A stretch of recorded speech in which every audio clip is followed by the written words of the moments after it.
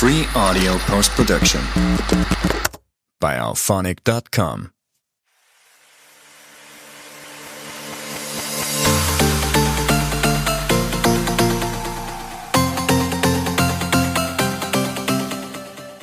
And welcome to the first ever episode of my utterly random podcast to complement my website, milkmansbaby.com. I've kind of taken a break away from everything. Just kind of needed a break psychologically, mentally, which I guess goes with psychologically, and just physically. I had a lot going on in my life. I help out with the local high school football team, doing their stats, running their social media, and helping out whichever way I can. We had a great year. Realistically, I don't know where you're listening from, but the high school football season where I'm at is the fastest 10 weeks on the calendar year. Don't blink your eye because just like that, it is gone. If I want to get started talking about something, I don't want this podcast to strictly become all about politics. My website kind of dabbles into it a little bit. I'm going to get away from that. Um, but I think in this political climate, you have to speak your mind. But if you're not one that's going to be going out and voting, then I don't want to hear somebody complaining because you have to exercise your right and do your part. So if you're just going to sit on the sidelines, you have no reason to be complaining on either side. But yes, I lean Democrat. That doesn't mean I don't have conservative views. I do want a secure border.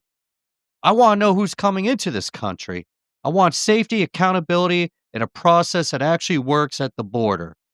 But somewhere along the line, we were lied to by the Trump administration. We were told this is about protection.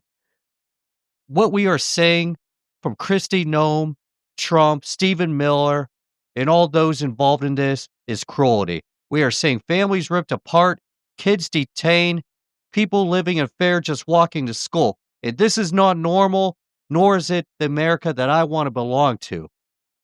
Saying that doesn't make me any less American than somebody waving a red hat like a badge of honor. I love this country, I really do. And because I love it, I love democracy. I love what our country was founded on. The idea that no man, no one party gets to define who belongs and who doesn't. But here's the thing. We have all this finger pointing going on. This isn't about owning the libs. I hate that nonsense. This isn't about always blaming the right for everything. That's getting us nowhere. Especially when we talk about political violence. Because guess what? Violence is not partisan. It's not left or right. It's just wrong. But I'll be real. I've cooled off a little bit on social media with my political talk. I did not want to lose friends over this, but it did happen. And that's going to be something that I talk about in my next segment because I'm still kind of a little bit blown away by it. How has politics pushed people apart who never should have been enemies in the first place? But before we go there, though, I just want to ask, what has Trump really done for you if you were drinking the MAGA 47 Kool-Aid? Is your life better? I mean, was this about the Barack Obama? Is this about Biden? Because that's all I hear. Anytime I have an argument, I hear, but Obama, but Biden, but Obama, Biden what? Right now, don't give me sleepy Joe Biden because you watch these clips of Trump in the Oval Office. This guy's sleeping. He has no clue what's going on. I am sick of the Oval Office becoming a geriatric ward. I am sick of it being heaven's waiting room. Can we please get a president that is not in heaven's waiting room? I am tired of it. We need a 50-some-year-old president. I'll even settle for 60s, but this 70s, 80s bullshit isn't cutting it. Ugh. But what has Trump done for you? Is your life better? Do you honestly want to live in a country where military patrols are a normal sight on American soil and streets? Where fear is the new patriotism? When you look at people like Stephen Miller or Trump himself, do you really believe those are good men? Is that the moral compass that you want pointing the direction of this country? I'll tell you something personal. My own mom, this past summer, she was nervous. She said to me, I don't know if I want to put out my American flags this summer. Not because she doesn't love this country, but because she didn't want people to assume that she was MAGA. And it's heartbreaking. That's what this country has come to, where only MAGA thinks they're the real patriots. Let's be clear. Not believing in the Constitution and bootlicking does not make you a patriot. It sure as hell doesn't mean that you love this country more than I do. For me, being an American means holding on to empathy, fairness, and freedom, even when it's hard. Because loving your country means expecting better from it. And I'll never stop doing that. When I come back, I want to discuss a little incident that happened last week amongst a friend and where politics has taken me with that.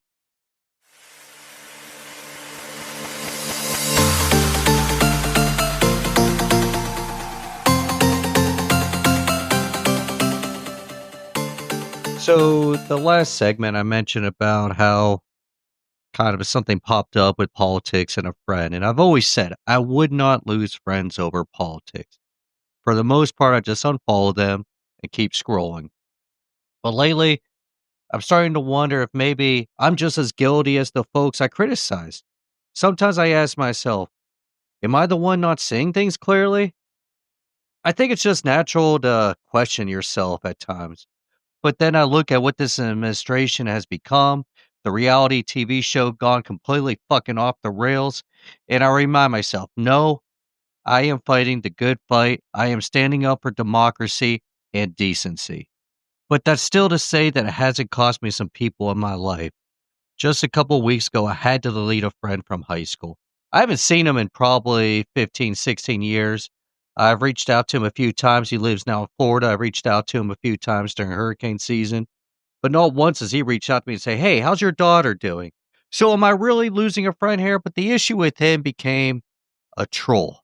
He became one of those MAGA trolls that all of a sudden, anytime I would post something pro democracy, he'd call me a snowflake or point to the libertards.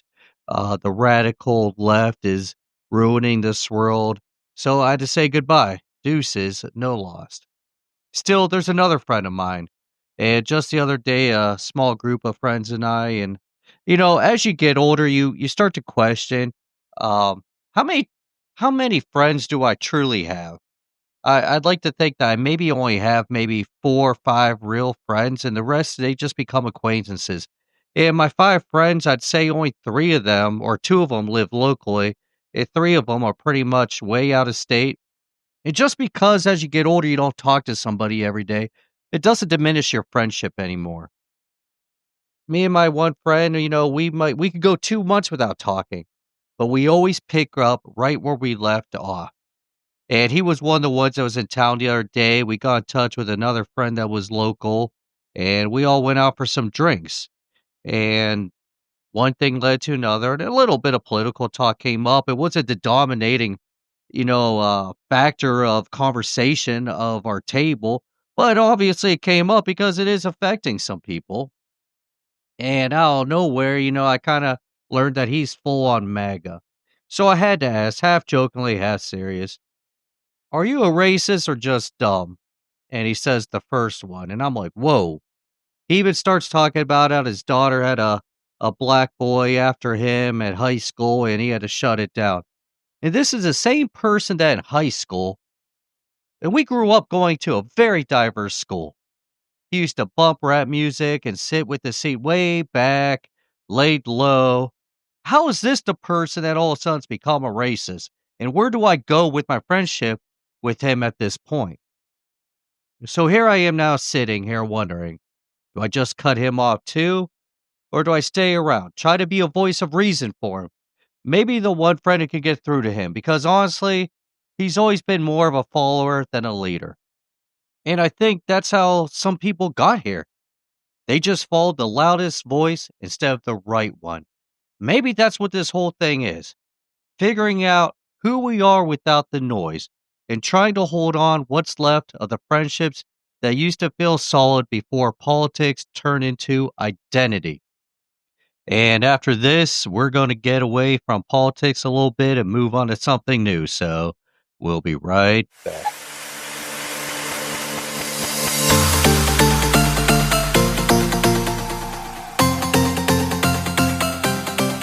After all this talk of politics and friendships, I've realized something. Most of us have just stopped listening. We react, we label, we scroll past, and we move on. We don't take the time to really dig in, to understand the layers of something or someone anymore. And that goes way beyond politics. It's the same thing with music, with art, with people in general. We're quick to call something washed up or a one hit wonder just because it's easier than looking deeper, diving into a musician's catalog. Then it hit me the other day when I was listening to Shawn Mullins. Yes, that's Shawn Mullins of the Rockabye fame from, what would that have been, probably late 90s, early 2000s, though a so called one hit wonder. But if you actually take the time to dig into his musical catalog, you'll realize how way off that fucking label is. You know what really bugs me? When people toss around the term one hit wonder like it's an insult. How's it an insult? Do you realize how many bands never even get a record deal, let alone land a song that connects millions of people with so much radio play? It's hard enough to get fucking noticed than to let alone score a breakthrough hit. So when someone does that, it's not a damn fluke. It's not lightning in a bottle.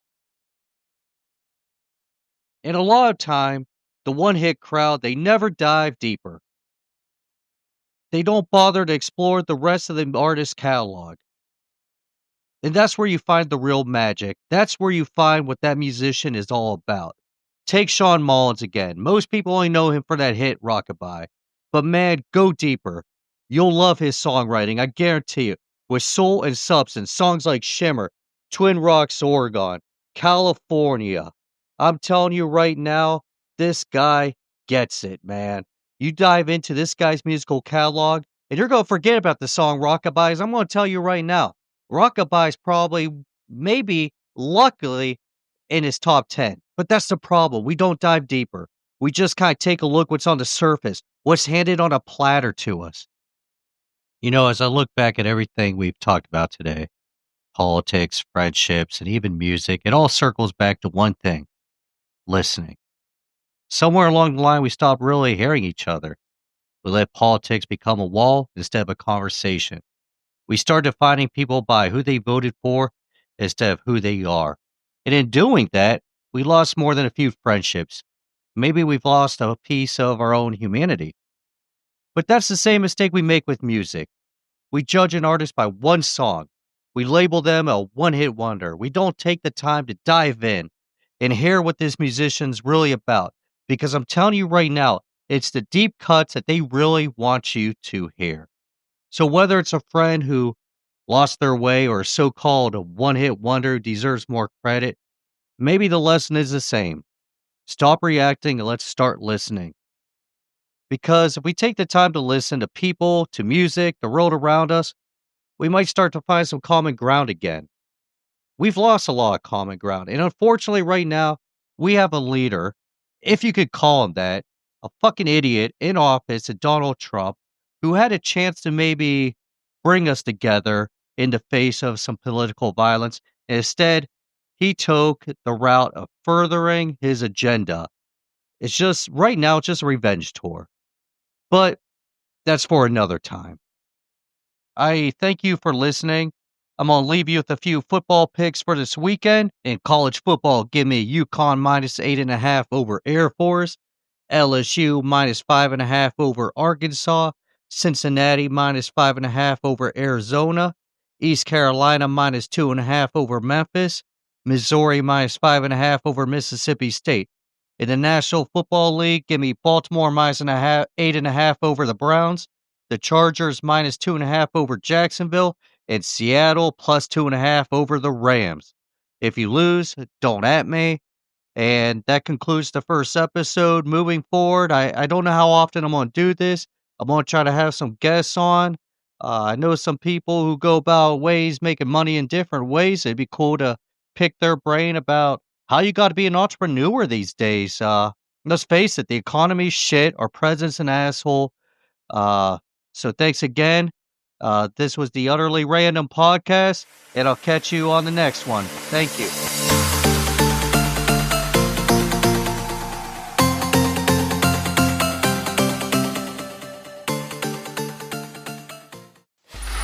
Free audio post-production by alphonic.com.